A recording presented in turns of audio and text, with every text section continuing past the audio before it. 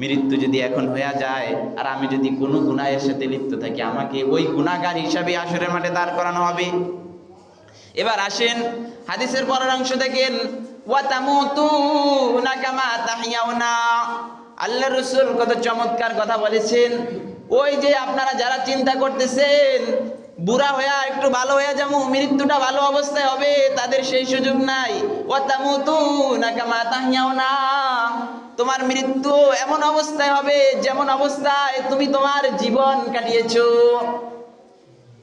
সারা জিন্দেগি জুলুম করেছো, সারা জিন্দেগি জুয়ার আড্ডায় বসেছো, সারা জিন্দেগি জেনা ব্যভিচার পরকীয়া লিপ্ত ছিলা, যৌবনের তাড়নায় মানুষের উপর জুলুম করেছো, যৌবনের তাড়নায় আদার রাতে নাফরমানি করেছো,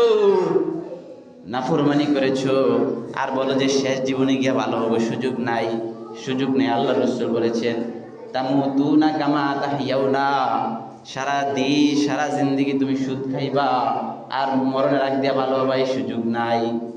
সারা জিন্দেগি তুমি ঘুষ খাইবা আর মরণের আগ দিয়া ভালো হইবে, এই সুযোগ নাই। আল্লাহ রাসূল বলেছেন ওয়া তামুতুনা কামা তাহইয়াউনা, তোমার মৃত্যু এমন অবস্থা হবে যেমন অবস্থায় তোমার জীবন কাটিয়েছো।